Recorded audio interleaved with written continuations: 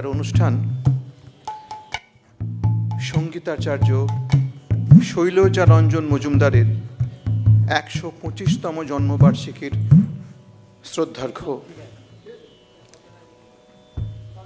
একক সঙ্গীতাঞ্জলির অনুষ্ঠানে বিশিষ্ট শিল্পী শ্রীমতী সর্বাণী চক্রবর্তী,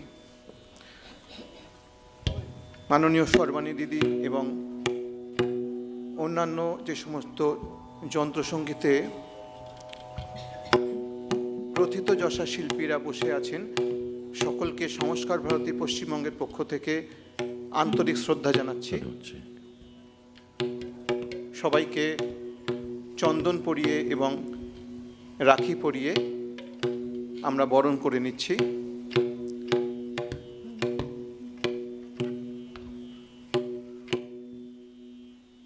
রাখি পরিয়ে দিচ্ছেন রীনা বন্দ্যোপাধ্যায় দিদি।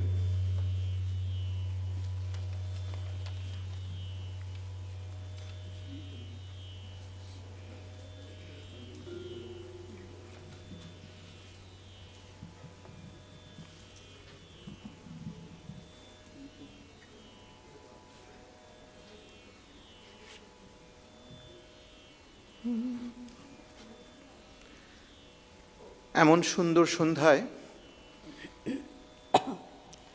চন্দন পরানো এবং রাখি পরানোর মাঝখানে একটু কথা বলার লোভ সম্বরণ করতে পারছি না।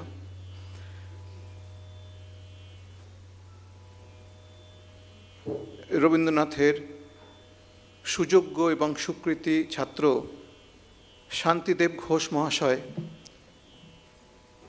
স্মৃতিচারণে বলেছেন,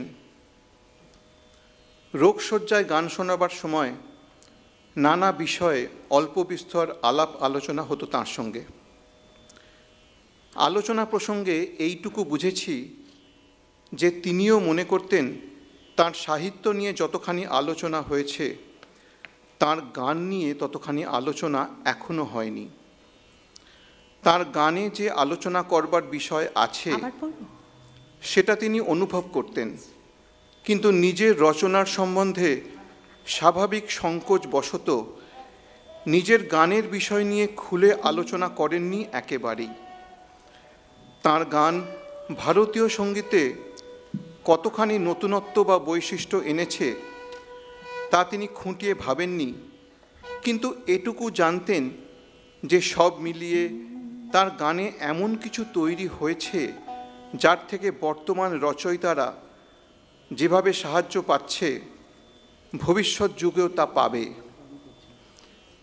বিস্তারিত আলোচনা হলে এর শক্তি কত দূর, এর স্থান কোথায়, সে কথা বোঝা যাবে। সেই জন্যেই তিনি আলোচনা হোক তা চাইতেন। এখনও সেই অন্বেষণ বোধহয় জারি আছে। এখনও বিশ্বকবিকে আমরা সেইভাবে আবিষ্কার করতে পেরেছি কি, ভবিষ্যৎ প্রজন্ম তার কাছ থেকে অনেক কিছু পাওয়ার আশা রাখে এবং পাবেও, এই বিশ্বাস নিয়ে আমরা অনুষ্ঠান শুরু করছি।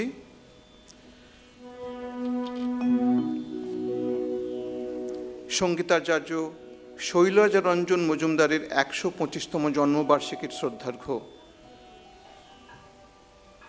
একক সঙ্গীতাঞ্জলি শ্রীমতী সর্বাণী চক্রবর্তী। আসুন আমরা শুনি তার গান, উপভোগ করি। নমস্কার। আমরা আজকে মঞ্চে উপস্থিত সঙ্গীতাচার্য শৈলজারঞ্জন মজুমদারের ১২৫তম জন্মবার্ষিকী উপলক্ষে। ওনার ১২৫তম জন্মবার্ষিকী গত ১ বছর ধরে সারা বিশ্ব জুড়ে পালিত হচ্ছে। আজকে সম্ভবত তার সমাপ্তি অনুষ্ঠান। শুরুটা আমি করেছিলাম গত বছর জুলাই মাসে নর্থ আমেরিকান বেঙ্গলি কনফারেন্স শিকাগোতে, মানে আপনারা জানেন বঙ্গ সম্মেলনে। সেখানে আমি ইনগরেশন করেছিলাম এবং সারা বছর জুড়ে শৈলজারঞ্জন ঘরানার অনেক অনুষ্ঠান হয়েছে। আমি ভীষণভাবে কৃতজ্ঞ কেন্দ্রীয় সরকারের সংস্কৃতি মন্ত্রকের কাছে। তারা উদ্যোগ নিয়ে আজকের এই অনুষ্ঠানটা করেছেন, বিশেষভাবে কৃতজ্ঞ ডক্টর অনির্বাণ গাঙ্গুলি। ডক্টর অনির্বাণ গাঙ্গুলি আজকে এখানে আসতে পারেননি বিশেষ কর্মসূচি থাকায়। বিশেষভাবে কৃতজ্ঞ ডক্টর স্বরূপ প্রসাদ ঘোষের কাছে, এবং বিশেষ ধন্যবাদ এবং কৃতজ্ঞতা জানাই ভারতীয় সংস্কৃতি ন্যাস, সংস্কার ভারতী পশ্চিমবঙ্গ এবং Maulana Abul Kalam Azad institute of Asian স্টাডিজের সকলকে। বিশ্বভারতীর দেশিকোত্তম, রবীন্দ্রভারতীর ডিলিট শৈলজারঞ্জন মজুমদারের জন্ম হয়েছিল 1900 সনে অধুনা বাংলাদেশের ময়মনসিংহের নেত্রকোনাতে। অত্যন্ত বিত্তশালী পরিবারে তিনি জন্মেছিলেন। পিতা প্রখ্যাত আইনজীবী ছিলেন। 1918 সনে তিনি কলকাতায় আসেন। ম্যাট্রিকুলেশনের পর বিদ্যাসাগর কলেজে তিনি ভর্তি হন এবং পরবর্তীতে রসায়নে প্রথম শ্রেণীতে প্রথম স্থান অধিকার করেন কলকাতা বিশ্ববিদ্যালয়ের এমএসসিতে। বিদ্যাসাগর কলেজের ঠিক উল্টো দিকে সাধারণ ব্রাহ্ম সমাজ। তিনি সময় পেলেই সেখানে যেতেন এবং সেখানে তিনি দূর থেকে দেখেন গুরুদেব রবীন্দ্রনাথ ঠাকুরকে। সে দিব্যকান্তি পুরুষের কাছে যাওয়ার একটা সুপ্ত বাসনা তার মনে ছিল। এমএসসি পরীক্ষার পর খুব স্বাভাবিকভাবেই তাকে আইন পড়তে হয় এবং নেত্রকোনায় তিনি প্র্যাকটিস শুরু করেন। সেই সময় বিশ্বভারতী থেকে তার ডাক আসে রসায়নের অধ্যাপক রূপে, মানে নিমন্ত্রণ আসে তার ওখানে যোগদান করার জন্য। তো তার অনন্য মেধা এবং সঙ্গীতের প্রতি আনুগত্য শৈলজারঞ্জনকে নিয়ে যায় গুরুদেব রবীন্দ্রনাথের কাছে। গুরুদেব তাকে কাছে টেনে নেন, নিজে তালিম দেন এবং পরবর্তীতে শৈলজারঞ্জন মজুমদার 1939 সনে বিশ্বভারতীর সঙ্গীত ভবনের প্রথম অধ্যক্ষ নিযুক্ত হন।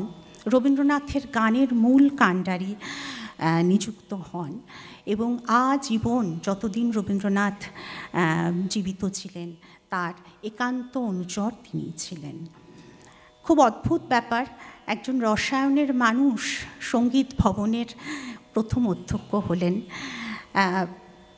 রবীন্দ্রনাথ অনেক সময় ঠাট্টা করে তাকে বলতেন, তার গানকে বলতেন কেমিক্যাল মিউজিক বা মিউজিক্যাল কেমিস্ট্রি।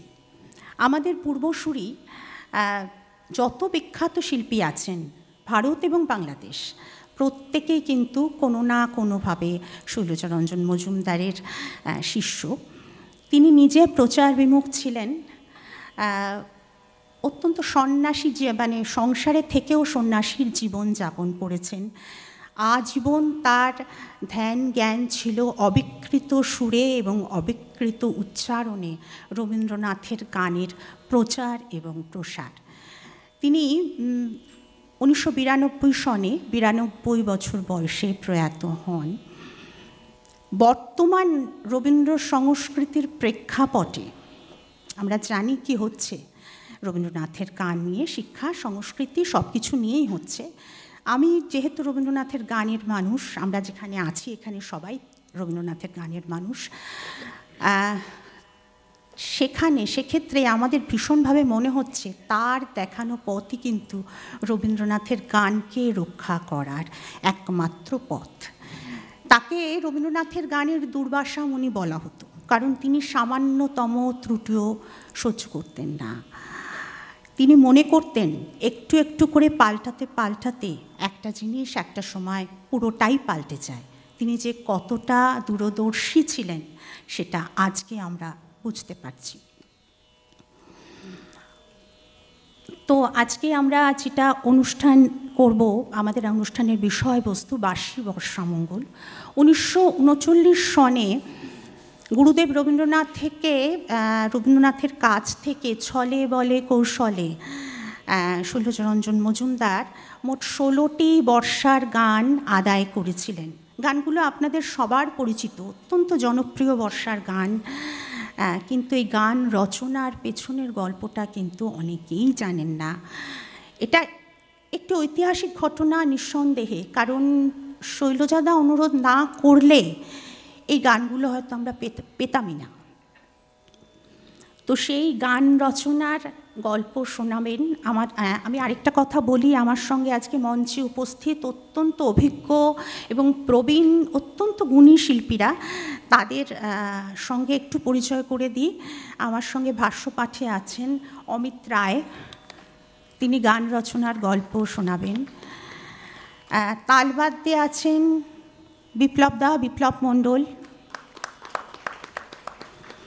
কিবোর্ডে অর্গান এবং পিয়ানো বাজাবেন সুব্রত মুখোপাধ্যায়, আমরা বাবু নামে চিনি তাকে বেশি, এবং এসরাজে আছেন দেবাশিস হালদার।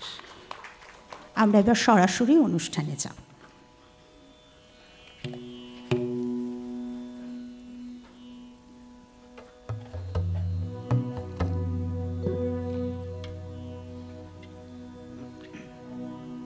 আসুন, আমরা ফিরে যাচ্ছি 1939 সনে, সেই শান্তিনিকেতন আশ্রমে। সেখানে বর্ষা মঙ্গলের প্রস্তুতি চলছে।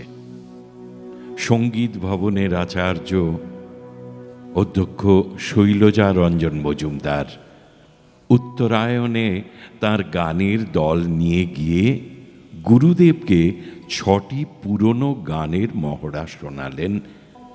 এক ফাঁকে আবার গুরুদেবকে এও জানালেন যে ছেলেমেয়েরা নতুন গান চাইছে, পুরনো গানে আর ওরা বর্ষামঙ্গল করবে না। সেদিন এই পর্যন্তই। পরদিন বেলা 11টায় গুরুদেব শৈলজাদাকে ডেকে পাঠালেন একটি নতুন গানের জন্য। গানটি হল ওগো সাঁওতালি ছেলে। শৈলজাদা তাড়াতাড়ি গানটির স্বরলিপি করে গুরুদেবেরই নির্দেশে প্রবাসী পত্রিকায় পাঠালেন প্রকাশিত হবার জন্য।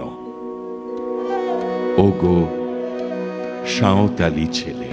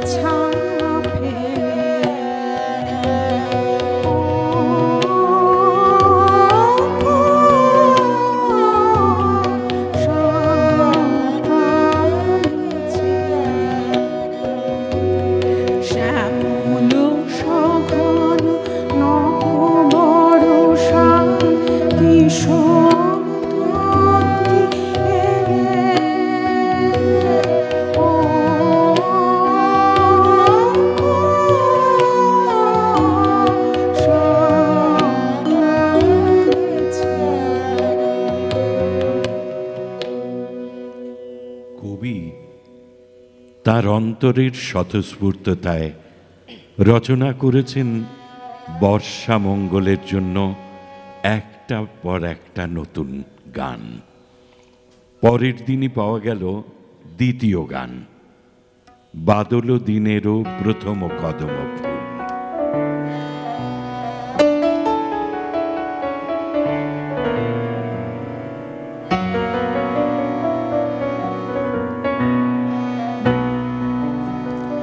বাদল দিনের প্রথম কদম করেছ, বাদল দিনের প্রথম কদম করেছ, আমি দিতে এসেছি শ্রাবণের বাদল প্রথম কদম করেছ, বাদল প্রথম কদম করেছ।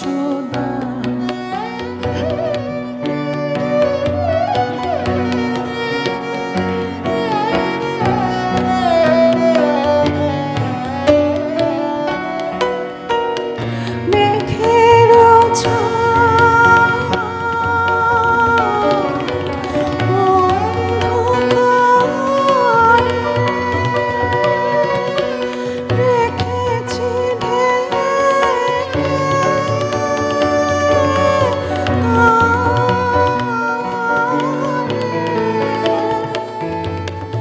এই যে আমার সুরের খেতে প্রথম শোনা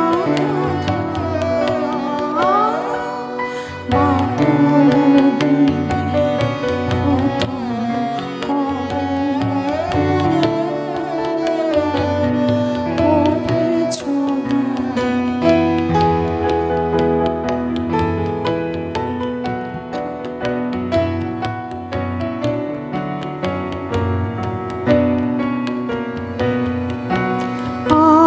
চেনে দিলে হয়তো দিবে না, লিখত হবে যে তোমার ফুলের গান। এই গান শ্রাবণে শ্রাবণে তবু স্মৃতি স্রোতের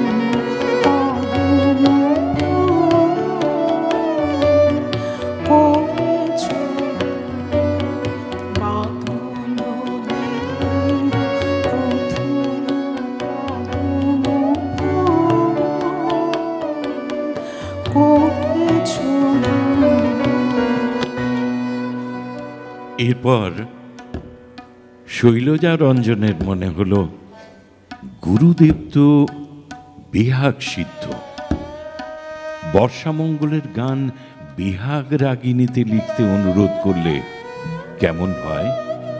মনে হতেই পরের দিন ভোরবেলা বনমালীর সঙ্গে যোগাযোগ করে একটি কাগজে বেহাগ কথাটি লিখে গুরুদেবের লেখার টেবিলে চাপা দিয়ে চলে এলেন শৈলজাদা। সেটা চোখে পড়বা মাত্রই কবি বনমালীকে ডেকে কপট রাগে বকতে আরম্ভ করলেন আর বললেন, আমাকে কি ফরমাইশি গান লিখতে হবে?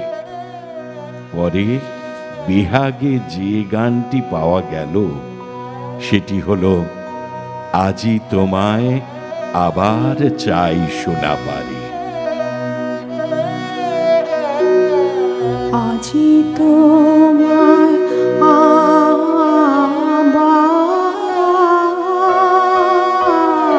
চাই শোনা পারি, যে কথা শোনা হয়েছে বারে বারে। আজি তোমায়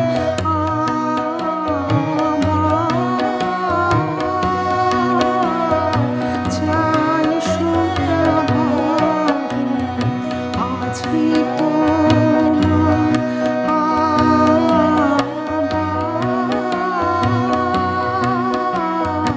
চাই শোনা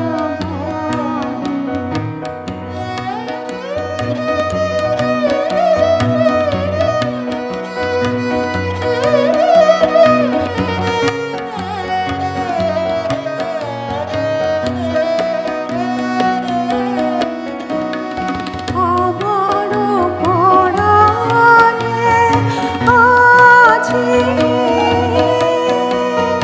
যে বাণী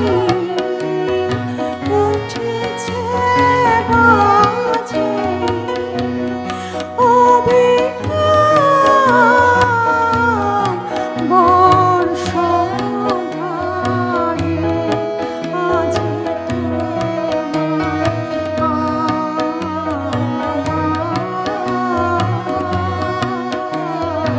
চাই শোনা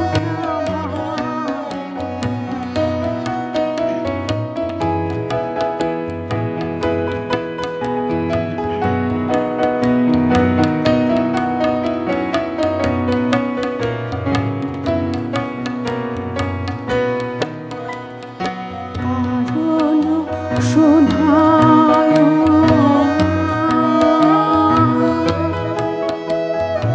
অর্থ গায়ে তার, কারণ শোধায়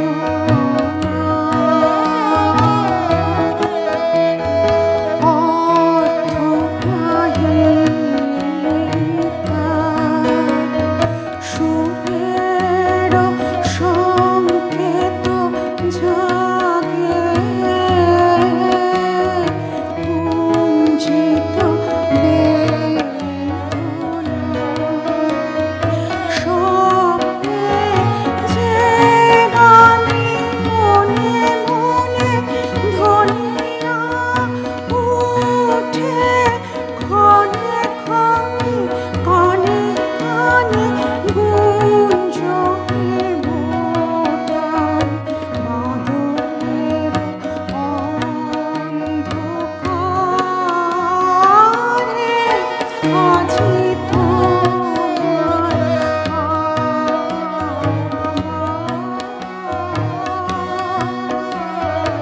চাই শোনা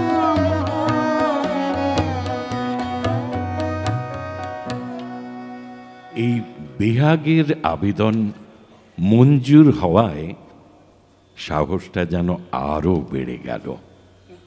পরের দিন আবার কাগজে লিখে এলেন ইমন, পেলেনও, এসো গো জেলে দিয়ে যাও প্রদীপখানি।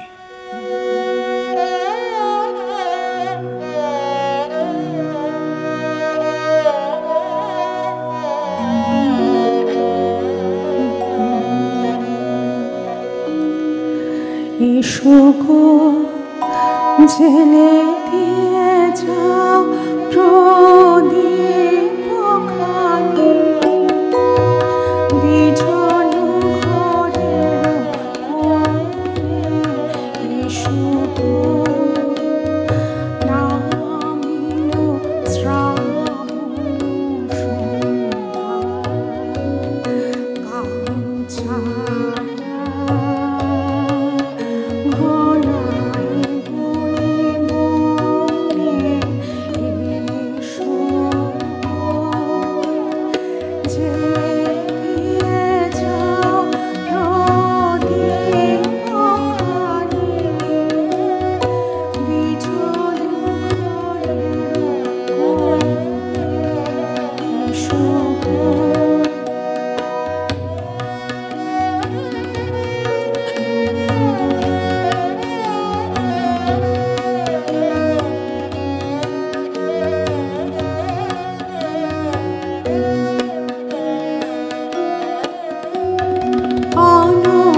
অনবিস্ময় মম নিভৃত প্রতীক্ষায়, যুথে নলিকায় মৃদুগন্ধে, নীল বসন অঞ্চল ছায়া, সুখ রজনী সম মেলুক মনে এসো গো।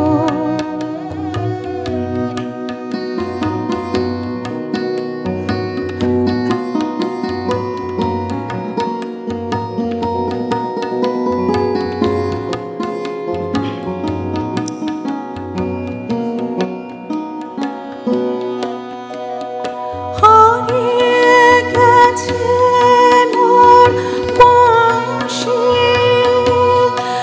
আমি কোন সুরে ডাকি তোমাকে, পথে চেয়ে থাকা মোর দৃষ্টিখানি,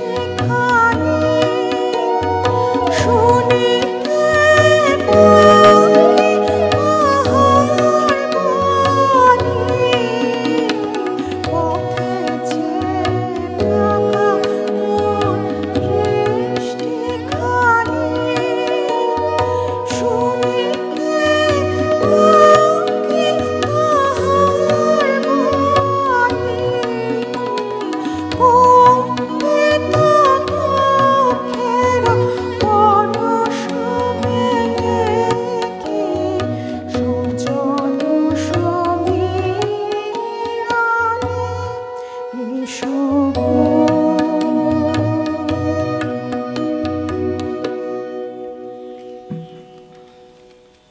এই যেন এক নিত্য নতুন গান পাবার নেশায় মেতে ওঠা। এবার আবদার হলো তান দেওয়া গান। গানটি হলো আজ শ্রাবণেরও গগনেরও গায়।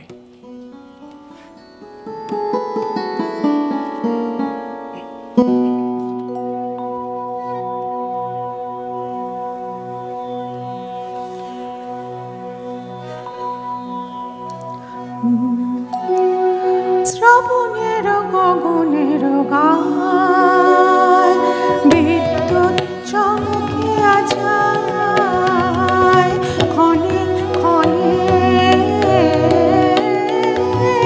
শঙ্কুরে শিহরিয়া ওঠে আয়, শ্রাবণের গগনের গায়, বিদ্যুৎ চমকিয়া যায় ক্ষণে ক্ষণে, শঙ্কুরে শিহরিয়া ওঠে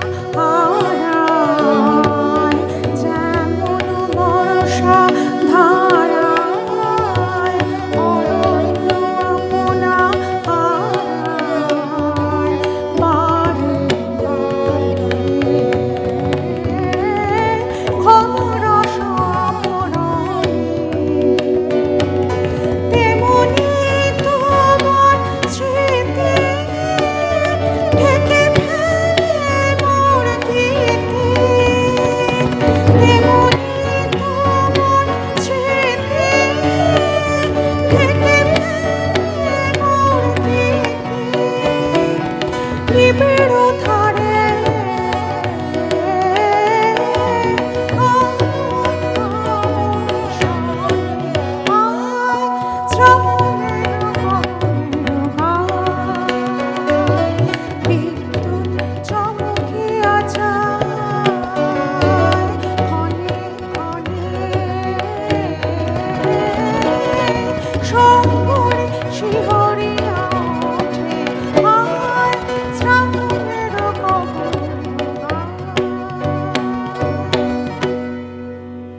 সব শুদ্ধ হলো নতুন 5টি গান।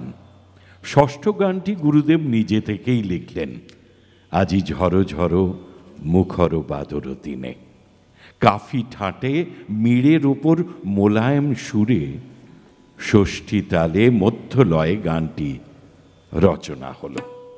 এবার গুরুদেব শৈলজাদাকে গানটি শেখালেন। শৈলজাদা তড়িৎ গতিতে স্বরলিপিও করে নিলেন। গুরুদেবের মনে হলো এই গানটি হয়তো ছেলে মেয়েদের কাছে ভারী ঠেকবে, সুতরাং এটাকে হালকা করার জন্য সুর ও ছন্দের পরিবর্তন করলেন। কথারও সামান্য পরিবর্তন হলো। অন্তরা অংশে ছিল উদাসী মেঘে, করলেন উদ্ভ্রান্ত মেঘে। এইবারে গানটি হলো জলদ কাহার পায়। সুর পরিবর্তন করায় শৈলজাদা সেদিন আপত্তি জানিয়েছিলেন। গুরুদেব বললেন, এই সুর ছেলে মেয়েদের বেশি ভালো লাগবে। ছেলে মেয়েদের যখন শোনানো হলো তখন তারা জলদ কাহার পাই বেশি পছন্দ করলো। তখন ওদের সঙ্গে সুর মিলিয়ে গুরুদেব বললেন, আমিও তো তোদের সঙ্গে একমত, কিন্তু ও কিছুতেই মানবে না। গানটি শুনতে শুনতে গুরুদেব উদ্ভ্রান্ত মেঘের জায়গাটায় সুর আরো একটি চড়িয়ে দেবার প্রস্তাব করলেন। শৈলজাদা তার উত্তরে বললেন, অন্তরা তো দুবার গাইবার রীতি আছে, প্রথমবার নিচু স্বরে গাওয়া হোক, দ্বিতীয়বার চড়া সুরে গাইলে দুটো সুরই ইতিহাসে থেকে যাবে। শৈলজারঞ্জনের এই অনুরোধ রবীন্দ্রনাথ উৎসাহের সঙ্গে মেনে নিয়েছিলেন। তাই আজ পর্যন্ত এই রীতিতেই গানটি গাওয়া হয়, আজি ঝড়ো ঝড়ো মুখর বাদর দিনে।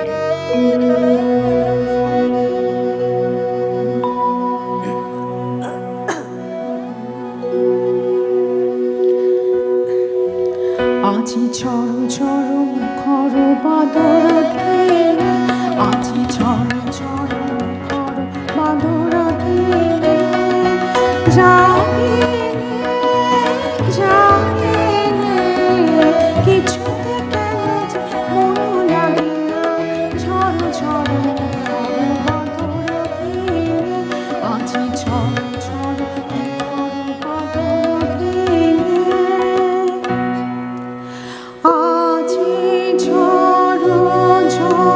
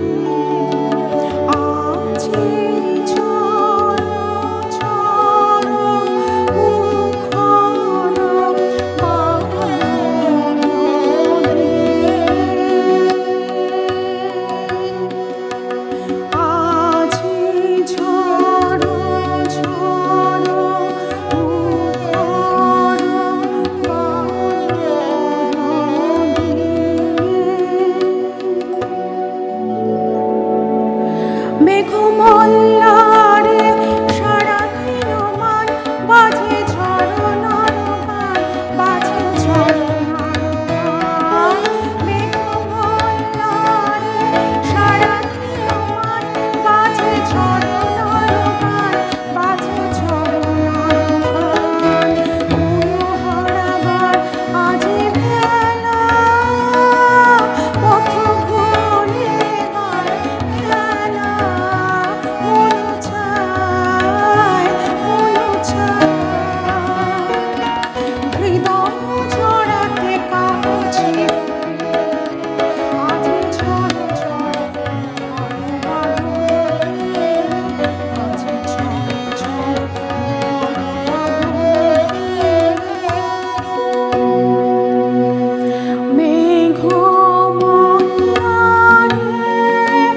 সারাদিন মান বাজে বাজে ঝরনার গান।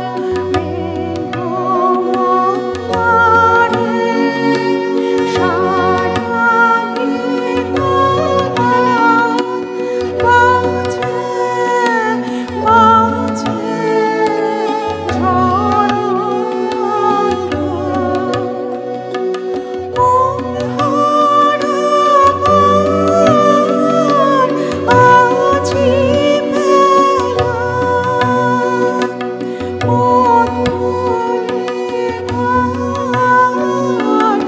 আজি খেলা। মন চায়, মন চায়,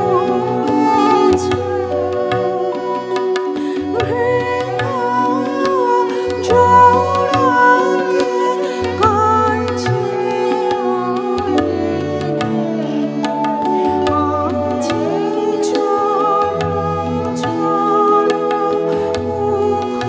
মুখর বাদলে।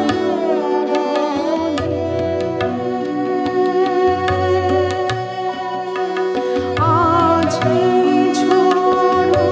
ঝড় মুখর বাদলে।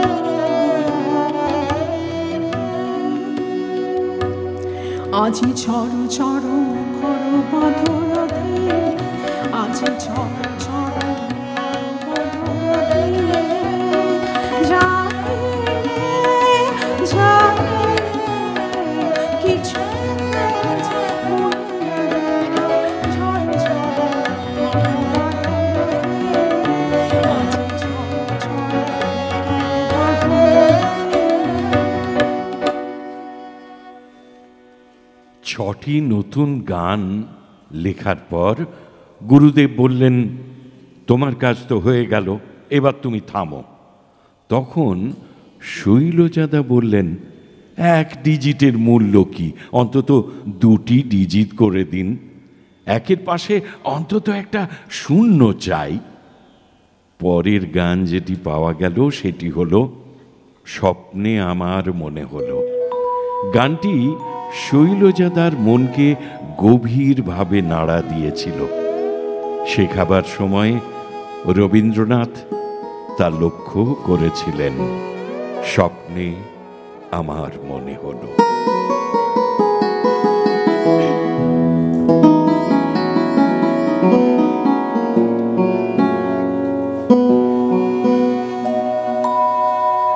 স্বপ্নে আমার মনে হলো, কখন ঘাটেলে আমার নামে, স্বপ্নে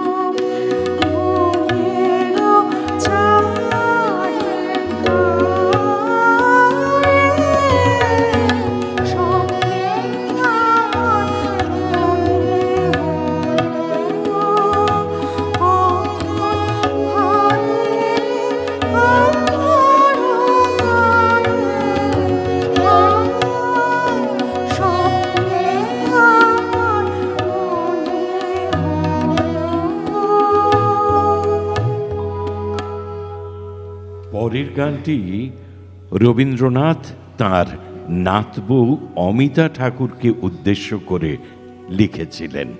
গানটি হল এসেছিলে তবু আসো নাই জানায় গেলে।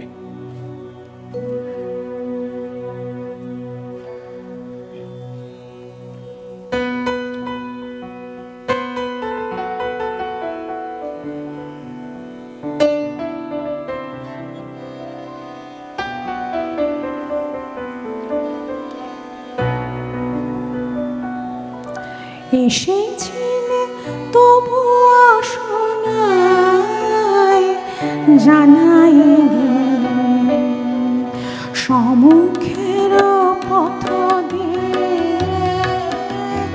পলাতকা ছায়া ফেলে এসেছিলে,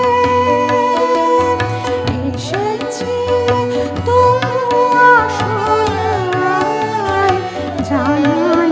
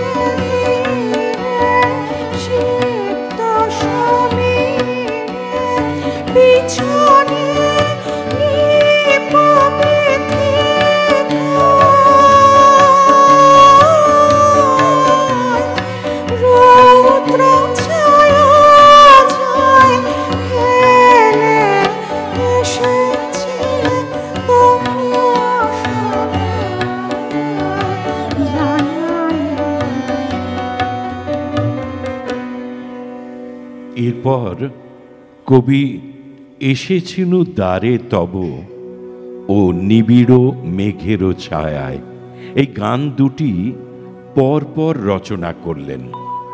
প্রথমে শুনুন এসেছিনু দ্বারে তব।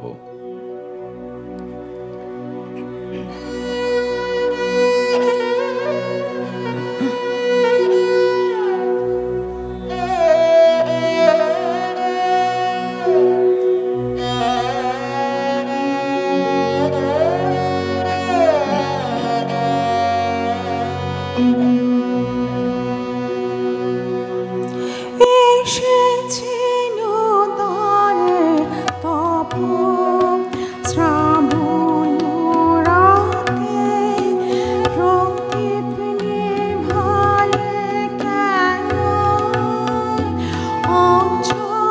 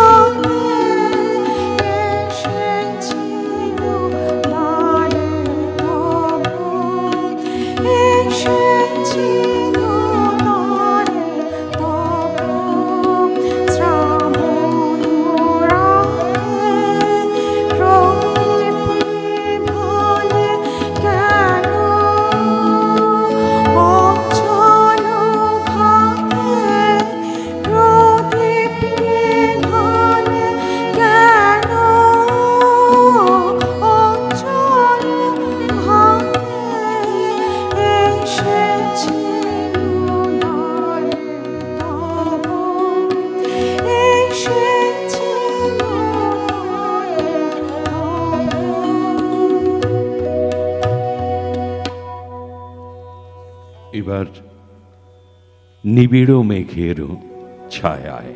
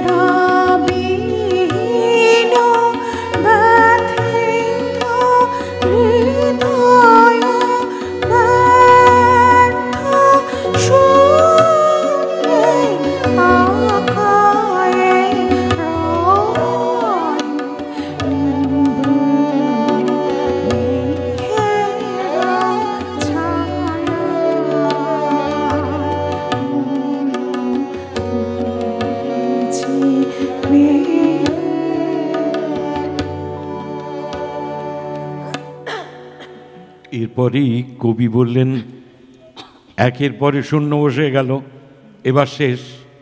শৈলজাদা তার উত্তরে বললেন, শূন্যের কোনো মূল্যই নেই, একের পাশে অন্তত দুই বসিয়ে 1 ডজন করে দিন।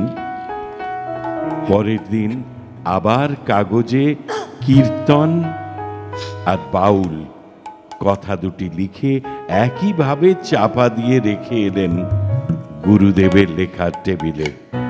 সেই সূত্রে পাওয়া গেল পাগলা হাওয়ার বাদল দিনে গানটি। পাগলা হাওয়ার বাদল দিনে পাগল আমার মন জেগে ওঠে, পাগলা হাওয়ার বাদল দিনে পাগল আমার মন জেগে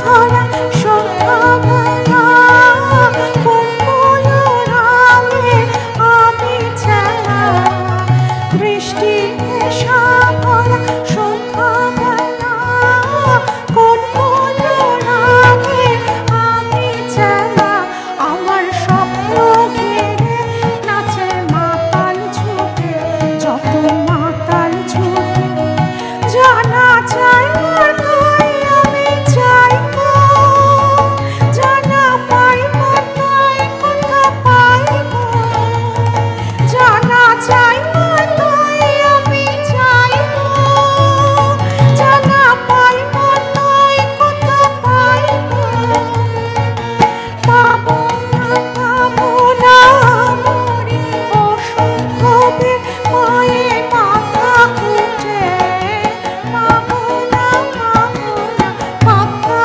হাওয়ার পাগল নিয়ে পাবো আমার মন জেগে ওঠে পাক্কা হাওয়ার পাগল নিয়ে পাবো আমার মন জেগে ওঠে। এরপর যে গানটি রচিত হলো সেটি হলো শেষ গানেরই রেশ নিয়ে চলে যাও যাও চলে।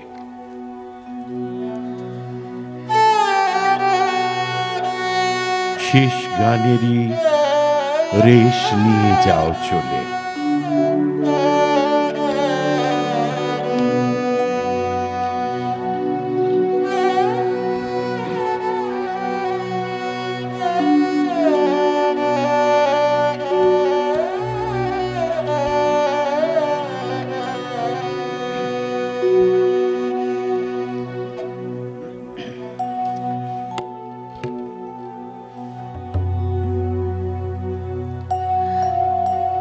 শেষ গানেরই রেশ নিয়ে যাও চলে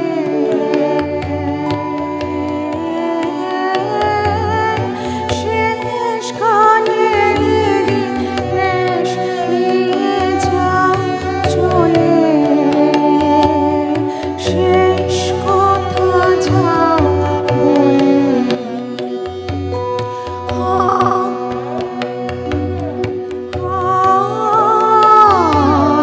শেষ গানেরই রেশ নিয়ে যাও চলে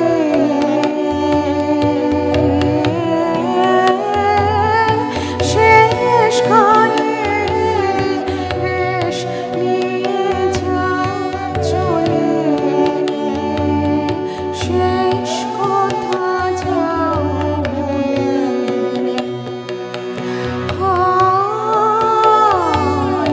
শেষ গানেরই রেশ নিয়ে যাও চলে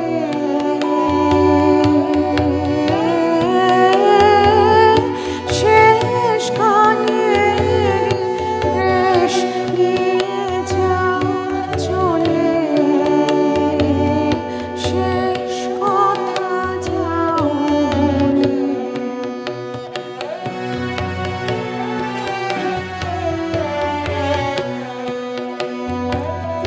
সময় পাবে না নামিছে অন্ধকার সময় পাবে না নামিছে অন্ধকার গোধূলিতে আলো আঁধারে পথিক খোঁজে পথ ভুলে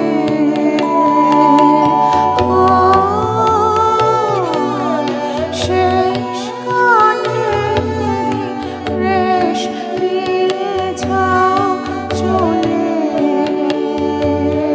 শেষ কথা যাও বলে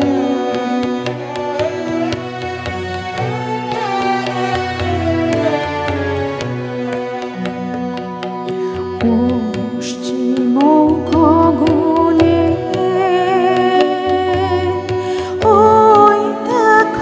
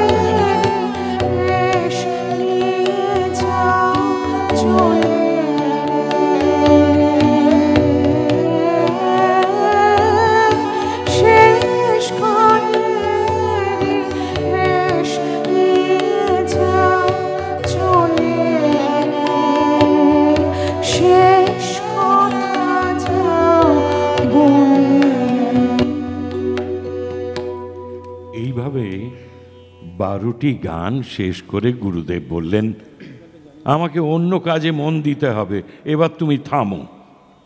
তুমি বুঝতে পারছো না তোমার ওপরে আশ্রমের অনেকেই অসন্তুষ্ট হচ্ছে, উপরন্তু বর্ষামঙ্গলেরও দেরি হয়ে যাচ্ছে। সেদিন হাত জোড় করে শৈলজাদা বলেছিলেন, 16 কলায় পূর্ণ করে দিন, আর চাইব না। রচিত হলো আজি মেঘ কেটে গেছে সকাল বেলায়।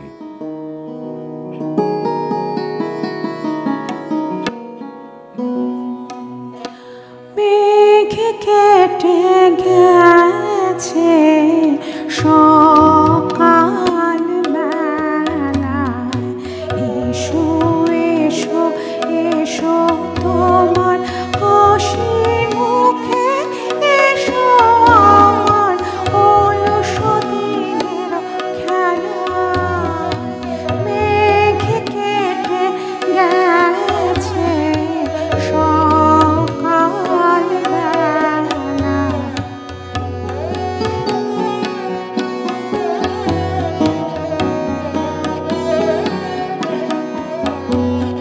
স্বপ্ন যত জমেছিল আশা নিরাশায়,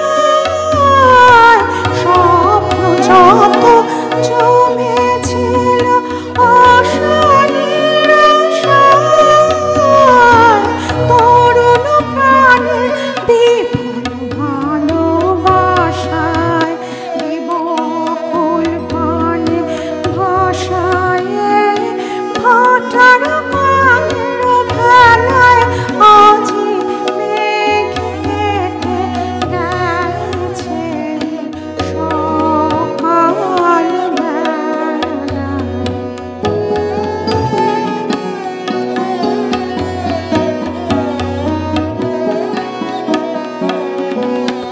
দুঃখ সুখে বাঁধন তারি লোম থেকে বকুলে, আজি ক্ষণে কোতলে মোরা রব কোন ভুলে, যে গান হয়নি গাওয়া, যে গান হয়নি গাওয়া, যে গান হয়নি গাওয়া, যে গান হয়নি গাওয়া, যে পুরাবো আমায় তারি পুরে তা পুরাবো অবহেলায়।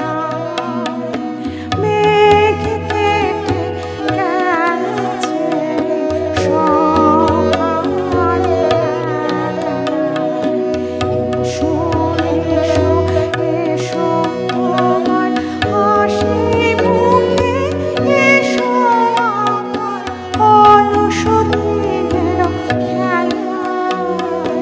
মেঘ কেটে গেছে সকাল বেলায়।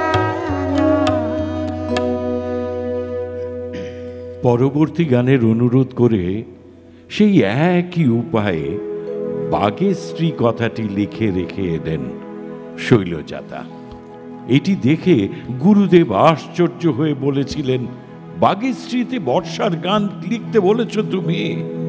বাঘের স্ত্রীতে বর্ষার গান হয় নাকি? আমায় বলেছ ভালো, দেখো আর যেন কেউ না শোনে। শৈলজাদা বলেছিলেন, আপনার কাছে এই নিয়মটা খাটে না। আর ঝড়ের রাত্রি গান বাগেশ্রীতে তো আপনি আগেই লিখেছেন, যে রাতে মোর দুয়ারগুলি ভাঙল ঝড়ে। এরপর শৈলজাদা গীতবিতান খুলে গানটি গেয়ে শোনালেন। প্রায় সবটা গানই গুরুদেব সেদিন কান পেতে শুনলেন। পরদিনই পাওয়া গেল বাগেশ্রীতে সঘন গহন রাত্রি ঝরিছে শ্রাবণ ধারা। শৈলজাদা গানটি লিখে সুরটি স্বরলিপি করে শোনাবার জন্য যখন কবির কাছে গেলেন, তখন সেথায় বিরহিণীর অশ্রু হরণ করেছে ওই তারা। পংক্তিটিতে সুর পরিবর্তন করে কোমল ধৈবত লাগিয়ে এটিকে গুরুদেব অসাধারণ করে তুললেন। সঘন গহন রাত্রি ঝরিছে শ্রাবণ ধারা। এই গানটি স্বরূপী তালে 4/4 ছন্দে অর্থাৎ কাহারবা তালে আছে। তবে শৈলজারঞ্জনের ঘরানায় এই গানটি 8 মাত্রার জতে গাওয়া হয়। বিপ্লব দা সেটাই বাজাবেন।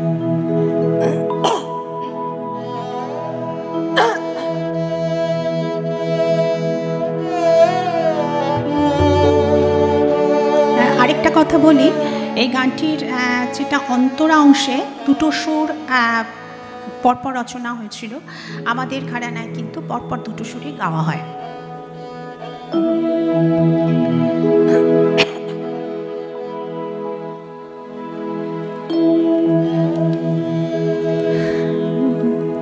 সঘন গহন রাত্রে ঝরিছে শ্রাবণ ধারা, অন্ধ বিভাবরী শঙ্খ পরশ হারা।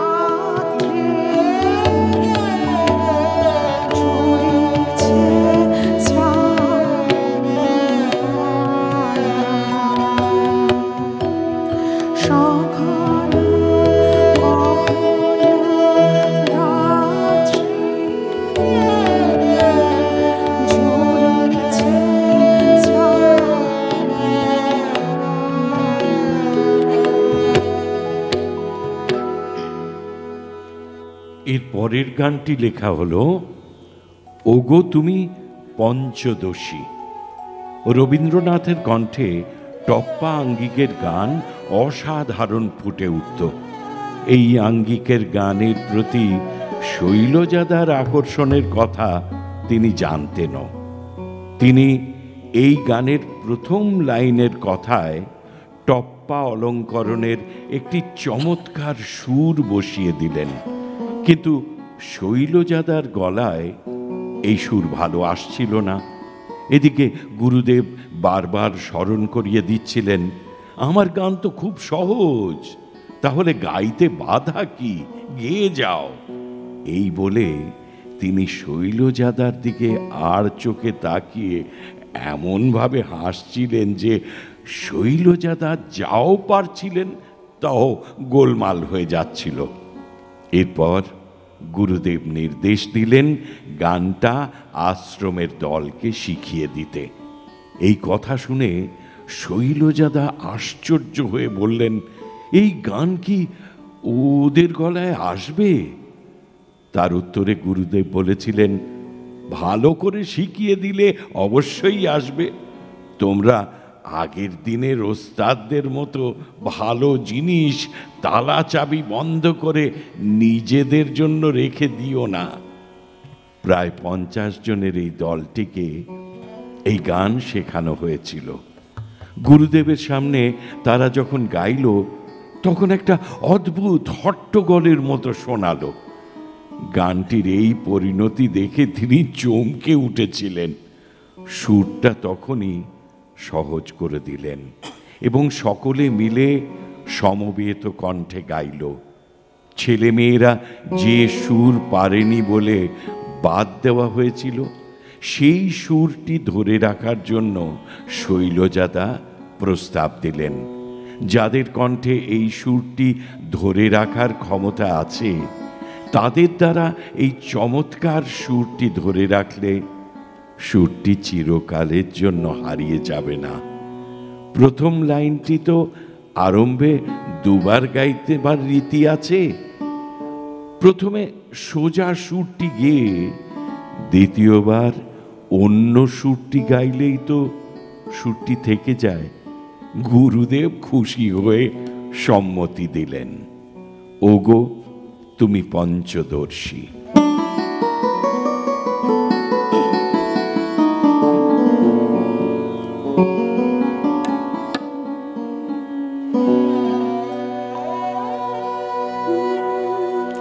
Oh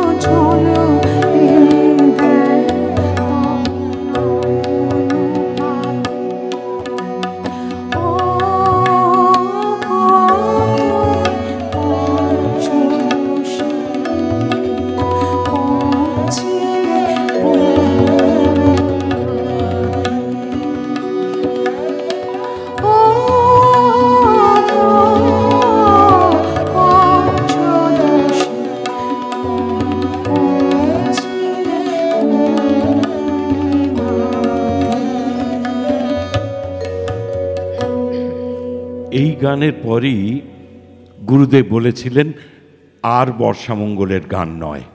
এই গান লেখা নিয়ে আশ্রমে হইচই আরম্ভ হয়েছে। এদিকে শরৎকাল আসছে, বর্ষামঙ্গল আর কত পিছিয়ে যাবে।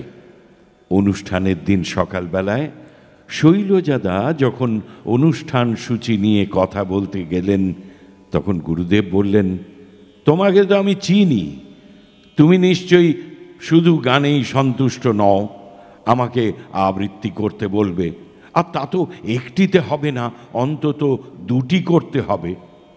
এইভাবে রবীন্দ্রনাথ নিজেকেও এই উৎসবের সঙ্গে প্রত্যক্ষভাবে যুক্ত করলেন। লাইব্রেরির বারান্দায় বর্ষামঙ্গল অনুষ্ঠান আরম্ভ হলো, সবগুলি নতুন লেখা গান নিয়ে। অনুষ্ঠান যখন মাঝামাঝি অবস্থায়, তখন স্বাস্থ্যের কারণে গুরুদেবকে চলে যাবার জন্য বারবার তাগিদ এলো। শৈলজাদা অনুরোধ করেছিলেন পাগলা হাওয়ার বাদল দিনে গানটি শুনে যাবার জন্য। গুরুদেব সেটি শোনার পরই চলে গেলেন। অনুষ্ঠানও এখানেই বন্ধ করে দেওয়া হলো। এই অসমাপ্ত বর্ষামঙ্গলের কয়েকদিন পরে গুরুদেব বলেছিলেন আর একটি বর্ষামঙ্গল করার কথা, যাতে আগের 6টি পুরনো গান আর নতুন যা গান গাওয়া হয়নি সেগুলি যোগ করতে হবে। শুধু এই গান দিয়েই অনুষ্ঠান হবে। আর এর নাম দিলেন বাসি বর্ষামঙ্গল। উত্তরায়ণে উদয়ন বাড়ির সামনে হলো এই বাসি বর্ষামঙ্গল। সেদিন সকালবেলা অনুষ্ঠান সূচি নিয়ে যখন শৈলজাদা গুরুদেবের কাছে গেলেন, তখন গুরুদেব বললেন, এখনই যদি তোমাকে আর একটি নতুন গান শিখিয়ে দিই, তাহলে সন্ধ্যার অনুষ্ঠানে ছেলে মেয়েদের দিয়ে গাওয়াতে পারো কি? এটা হলে তোমার প্রস্তাব মতো 16টি গান হয়ে যায়, 16 কলা পূর্ণ হয়। শৈলজাদা তো তখনই রাজি। গানটি হলো যবে রিমিকি ঝিমিকি ঝরে ভাদরেরও ধারা।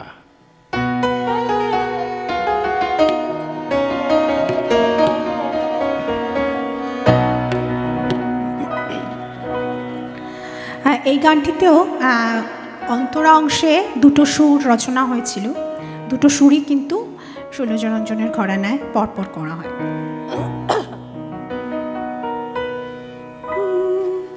রিমিকি ঝিমিকি ঝরে ভাদরের ধারা, মনু যে কেমন করে হলো দিশাহারা।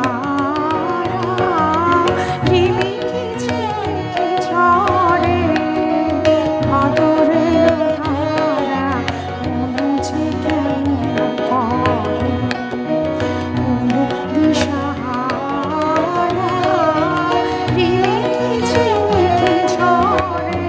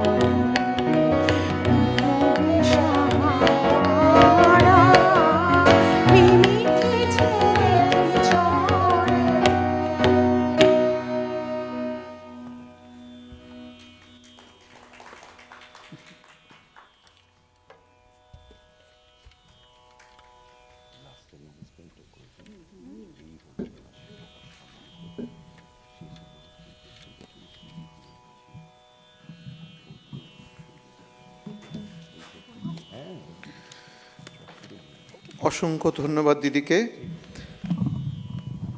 শ্রীমতী সর্বাণী চক্রবর্তী দিদিকে অসংখ্য ধন্যবাদ।